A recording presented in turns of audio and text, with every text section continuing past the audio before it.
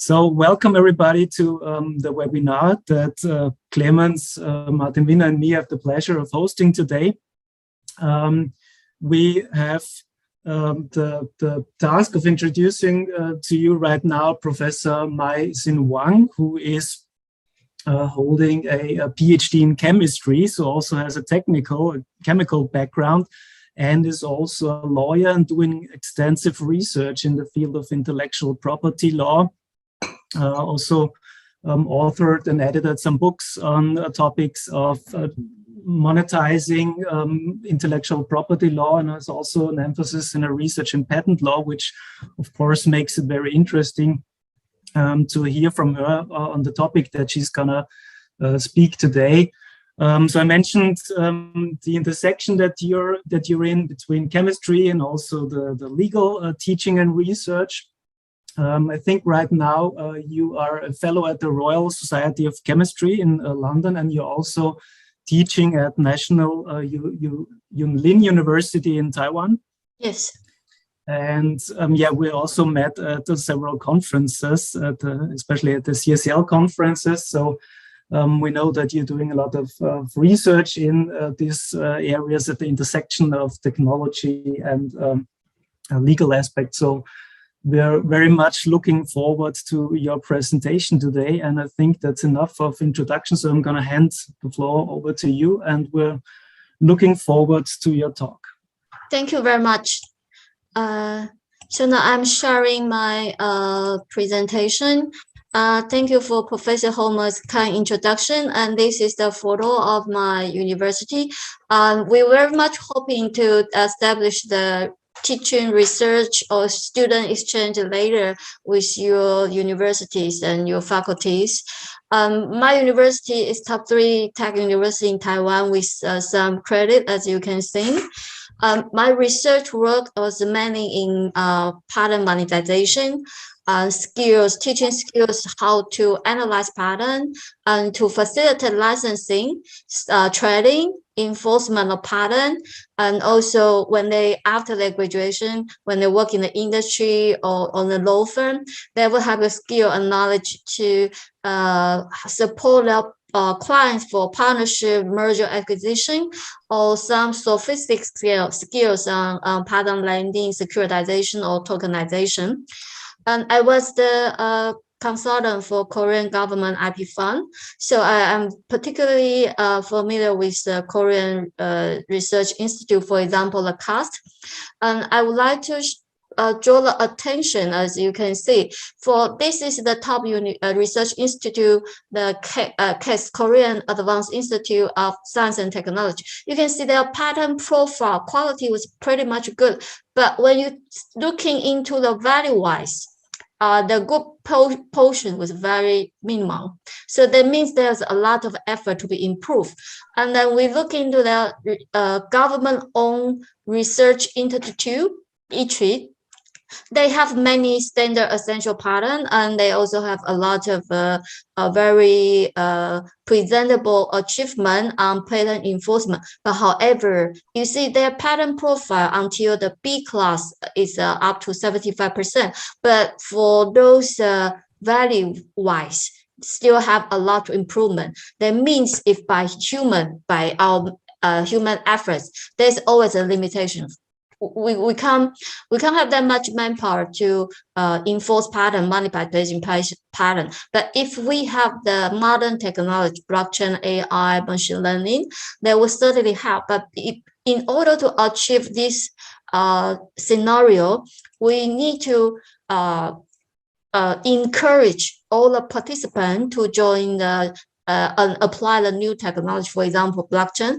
If all the patent office, patent owner, and whoever interested in the patents, they were in the same blockchain circle, then as we are aware, blockchain is a multi-layer plagiar. That means everybody participated in the certification validation. So once patent grant annuity payment was done, or patent transfer or licensing, or any actions relating to the patent, the members in the circle will immediately be informed. So in this case, all the patent information will be transparent.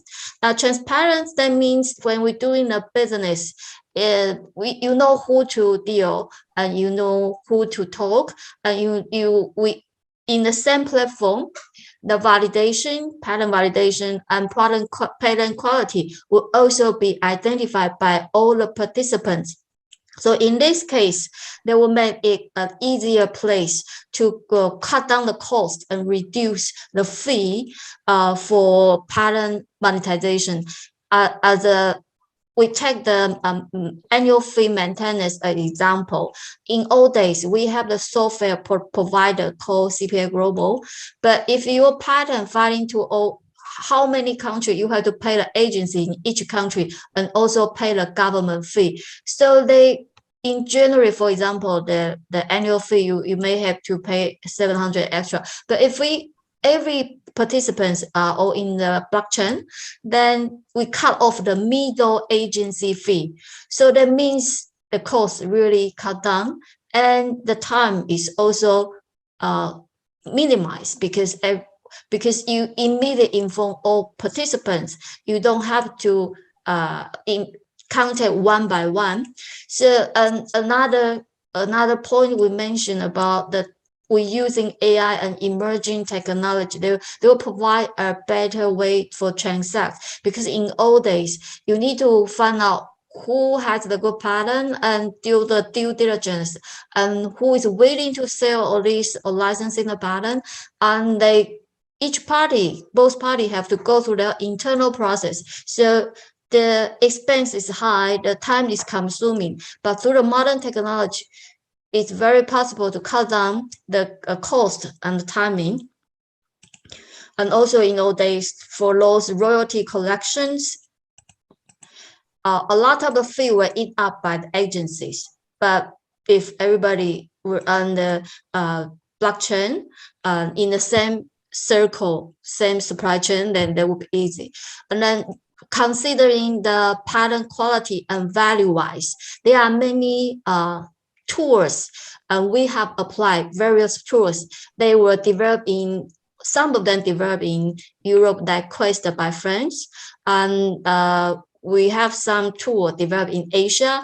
And although quality-wise, the factors, we may all have different opinions, but there are many tools there. So we train our students to decide the patent quality.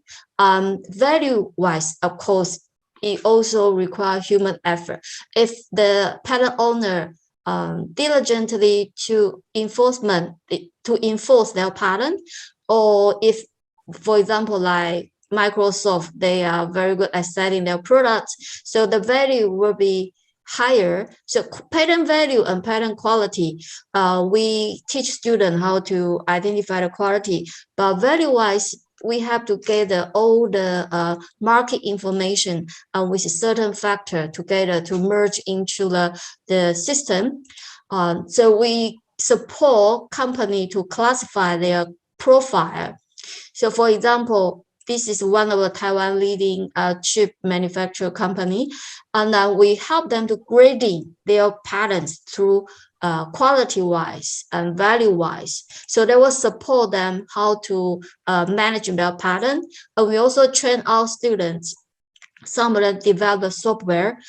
For example, with AI tools, we can have those language extension, and also give some keyword expansion. What is the benefit by using AI? AI is not everything. For those particular new technology, they need our input to get the keyword expansion. But however, for those, if I take the protein as example, this protein as example, even by myself, I have the technical background. I couldn't think of so many keywords altogether for search. But with AI, they will help us to select necessary keywords. So we can select necessary keyword, and they will expand the language. So they will help us to educate our students. So now even the younger generation, they will have a less entry barrier to participate IP business. This is another example what I did. For those AI, they also help on I think there's a correlation of affiliations. Even for example, Sony is the company, I think European have heard of it, have heard of Sony. But if you want to search pattern doing company merger acquisition, you sometimes it will mix out some affiliation, and you don't want there's no good for merger acquisition. But AI, they could help because they also get the market information. So for the validity, through the software technology, we can embed it, even the rules, regulations, contracts. So nowadays, the patent is just like the real estate. They have the price. We can use patent to pledge for loan. We can sell patent, list patent, and register, and it has its legal position as well. We have a lot of tour now, so it's not only in the industry use that, we train students to use that as well. So they have their own complicated database, and they have their AI algorithm, and we embedded the patent law into this system. But however, for us, as I just mentioned, we are innocent about the European law. We are more American influence. That's why this time we come to Europe. We certainly hope to find friends, colleagues if they have interest to join this kind of research development. And nowadays, the searching is not only the keyword, even the image, we can do that very well. So I will quickly say that in old days, when we don't have this AI, we don't have these machine learning things, we don't have the blockchains. For example, this company Transmeta, before China, US get into this current trade conflict long ago in 2009, American already forbidden Transmeta to sell service and product to any China-related company. They forced Transmeta to turn their business on litigation, but without AI and big data analysis, all these modern emerging technology, they only learn to sue Intel. But we have the after events search. So with our system, we can quickly find out the whole world, the 80 competitor related to their technology, and doing comparison with AI. For example, if we were helping this company, we know they have more candidates to sue. But if we are helping the defendant, we will help the defendant to find a suitable pattern to invalidate Transmeta's the pattern in suit to invalidate these patterns. That's how we're doing this training for students. The now very old, this is 3 years ago, Vernex, they sued Appl with 4 patents. We analyzed this patent quality. We found out patent quality not necessary to be good, but the value was high because they really winning the case. But we analyzed their claim for those with lower score. That means their innovation was higher. They are much less similar pattern or literatures. So we have been doing this kind of research in different technology category, but many in US case and also Asian case. So we were also hoping, if we have your help, if you are interested, maybe we can start to search the European case and into the system, and to train the system more comprehensive and more suitable for the worldwide cases, and maybe they will also generate a profit for our research, for our university as well, or even within our company as well. So this is just some other cases we have been applied. So currently, it's not only US, they use their law to enforce, to push the other part of the world, but intellectual property increasingly control the legal profession and practice of law because, for example, can AI be the copyright owner? And sometimes we find out we have the software, AI draft the patent claim somehow better than the beginner patent attorney, the junior patent attorney. Therefore, the for prior search, patentability, acquisition, assertion, patent assertion, investment, it has done very well, but the world is changing. So how we can shaping our legal education for our students and what will be the future? And I think that will be very interesting to discuss with all of you and also learn from your opinions. That's my book. Later on, I can share the text file to you. So this is my brief introduction and my intention to share with you. So thank you very much. I would very much like to learn from your feedbacks right now.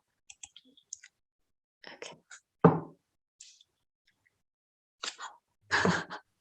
Any questions or if you have any interesting would like to participate our future education in Beijing or somewhere online, because recently we cannot travel around, so those international courses online.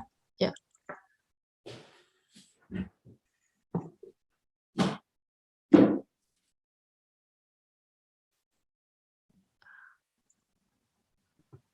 Clemens, did you wanted to say something? Yeah, I think, should we start now with this discussion, or? Yes, we can start. We should start discussion. Then, Mrs. Wang, thank you very much for your instructive talk on this very broad topic. So you presented different aspects of this issue, how to implement this new technologies, smart technologies in the field of patent law, patent practice. In your talk, we saw a lot of various fields where we can apply AI. So maybe we can structure the discussion on each of these aspects, and maybe we should start with the aspect of using the blockchain technology in the area where various patent offices are working together. So I'm not entirely sure if I understood it correctly. So you proposing that that by using blockchain technology, you can reduce costs arising from the fact that we have a lot of patent offices involved. If I have a patent registered in various jurisdictions. So maybe can you explain how you propose a system could work or functioning where you implement the blockchain technology to really reduce costs? Because I think one aspect we should also have in mind is that each of our patent offices is highly interested in getting fees from the patent holders. So I'm not sure how the proposed system can really help the patent holder to reduce costs, bearing in mind that that the patent offices want to get the fees from the patent holder. Okay, allow me to share the slides again, and I will explain briefly. Actually, I was in Asia. I have brought this idea to visit Taiwan, Japan, and Korean patent offices. and China patent offices. What I would like to say is every patent office, they have the regulation fee, but for the patent holders, they have to pay the software fee and also pay agency fee. When we mean the agency, it means if you file patent in 5 countries, you need to find 5 agencies in each individual country. So that's the extra cost. But if we are on the blockchain, we are in the same loop. So you may pay, for example, pay a certain service to the service provider. You don't have to find additional individual agency. I mean, we don't say, if we call it's a law firm in each country to help you file, to pay for this annual fee or additional fees, so that the patent owner will pay less. Instead of, so the cut down fees are from the law firm or agencies. So patent owner will have more money to maintain more patents, and that will be good for patent office. So there is no impact on patent office, but it's not a good news for those we say the middleman or the agency or the law firm. Therefore, for this moment, it's a good idea, but not yet fully explored. But as I'm aware, Canada, American, and Asian Asian countries, they all have experimental blockchain project. Blockchain project is the most secure internet. In old days, we type, and then we have a computer, we have internet, we have secure internet. Blockchain is another more secure internet system. But for this moment, because this is just idea, perhaps we need like a WIPO or some bigger organization to hold this whole project together. Otherwise, it currently is a good idea. For patent officer and patent owner, it's good. But for the law firm and the agency, the middle agency, they lost the business. That's not good for them. So I don't know whether I have answered your questions. Yeah, thank you. But as we have the opportunity to talk to an Austrian patent attorney, because our colleague Michael is also patent attorney, so maybe he can join his view on this issue, because I think it's really an issue to manage large patent pools for a company. Yeah, I think it would be great if those payments could be done easier. I mean, well, it's a business for patent agents, but it's not the business you like, unless you're very specialized to payments and to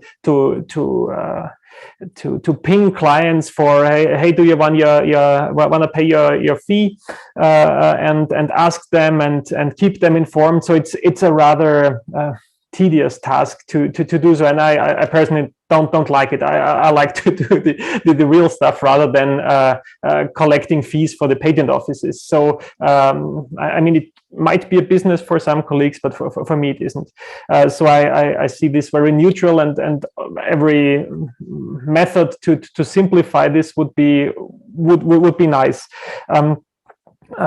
Well, I'm skeptical that the patent offices allow this, and I mean there would be, of course, other possibilities. For instance, just pay one single fee for the overall lifetime of a patent, such as the South African patents do. So you just pay once, and the patent runs on forever. And maybe you can say, okay, I'll let the patent lapse and I get back some money. So I would reduce the necessity to pay. And well, okay, if you can do this by blockchain, it's nice. What's really a problem for the client is to get a receipt or a payment a receipt of payment in due time, so that you have paid. And I mean, as I understand blockchain, this problem could be solved. At least I think so. So this could be a nice method. However, all patent offices would have to accept such kind of payment.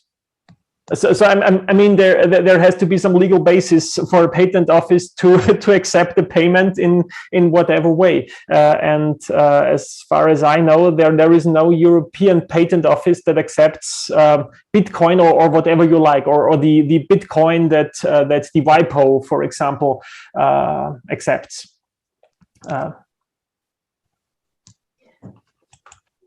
So if this could be done, it would be a better world, but I doubt that this will be the case. Yeah, it's not.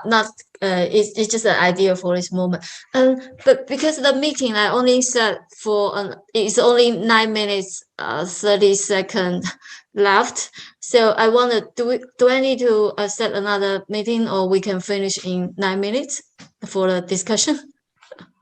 Is your Zoom account limited? Yeah, it's for, I have to resend a link. If necessary, I resend a link immediately after this one, or we finish in 9 minutes. Yeah. I think we just finish the discussion in 9 minutes, and if we then want to talk about, I don't know, other collaborations, then we can do it on a bilateral basis. I would suggest. Okay. So is there any suggestions and comments for this moment? I mean, what I wanted to also mention is, I mean, I don't know about the specific cases and the specific areas where you can introduce such technologies, but I think when blockchains are always proposed as solutions for some issues, I mean, there are, of course, areas where a blockchain would absolutely make sense. But I think this is actually more or less are these areas where, I don't know, you don't have like a middleman that you can trust, because there's the fear that something is getting erased or someone is rewriting something. But I think in other areas, you actually may also have like a database where things are then stored, and where things are maybe stored in a better way than we are right now, and you collect more data. But I think not necessarily it needs to be a blockchain in all of the cases, because I think a blockchain is, I don't know, until right now, maybe not so easy to implement on a proper basis. There are, of course, some areas where blockchain technology does make sense, but I think also in other areas where you don't have this problem that you can find like a middleman who runs a database and everyone trusts this middleman, then you don't need a blockchain technology solution. Yes. Okay. Well, maybe we can use the rest of the time for discussing another, I think, very interesting issue, and maybe Michael, you can say something about that, about the usage of AI for searching prior art. Yes. So I think there are a lot of projects working on the issue of searching prior art, maybe also to identify an inventive step. But what's your opinion, especially from the point of view of a patent attorney? So are there any relevant tools which you are working with, or is it? Not at the moment. I mean, I always discuss this with colleagues, whether such an apparatus would be possible at all. I mean, there are several steps. I don't think they're too complicated. I mean, it's just some legal steps, some reasoning behind. I don't think it's too complicated, but I've never seen any machine that does such a job. This might be rather possible, for example, for patent search and for getting a patent invalidated, because here it seems a little bit more easier to just provide the documents to the actual expert who does the invalidation or who has the experience to assess novelty and an inventive step. So this could be a good approach to have a search. And here there are some tools that not I but colleagues of mine used that are somehow based on AI, and they deliver some good results. However, the assessment itself, as far as I know, is always done by physical people and not by the machine. However, I don't think that's too complicated, so it should be possible to at least to assess novelty. I mean, it's just subsumption. You just have to see whether A falls under B and do this for a couple of features. So this should be possible. But I've never seen an approach as an AI that does the job. Maybe you have one. Mm-hmm. Yeah, so I haven't seen it, but I don't think it's impossible. And I mean, if I wanted to make money with an apparatus that assesses legal cases, I would stick to trademark law. I mean, it's a lot easier. You just compare images and goods and services, and then here it's. I mean, there are solutions around, and I think this will work at the end of the 2020s. Patent law, I'm skeptical whether this works at the end of the 2020s. Yeah, and it's also, I think, a question of access, for example, to scientific journals, to libraries, and so on and so forth. Because in terms of proving novelty, it's not limited to pre-existing patents. You also have to look at the literature in scientific journals. Well, literature is mostly included in the databases that patent examiners use, so they are available. But the problem is that a public disclosure. I mean, you never find public disclosure what was going on at the trade fair in the late 1990s somewhere in San Diego. I don't know. Yeah. So there's something you just have to find and you have to look for witnesses. So I don't think that a computer can do this. But if it's written it's somewhere in the database, and I think the office is collected very well.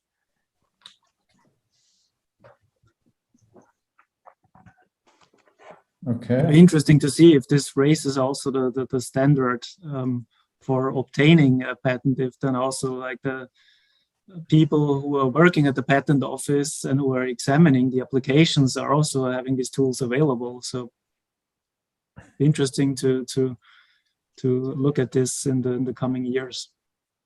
Yeah. Okay. So I think we discussed the most important points. Thank you all for joining our little webinar event today. Thank you to Mrs. Wang for your talk and presentation and raising so many interesting questions in these various fields where you can apply blockchain technology, artificial intelligence technologies, machine learning in the field of patent law and practice. So I think we really got a big picture of these various fields of application. Yeah, then thank you all for participating this afternoon. I think we now, as the time is running out, we finished the public section, and maybe we will have another session for having a bilateral meeting with Phillipp and you. So maybe we three can continue then. Okay, so thank you very much. Thank you very much. Okay, great. Thank you, and bye-bye. Bye-bye. Thank you for your Bye. insights. Bye. Thank you. Bye.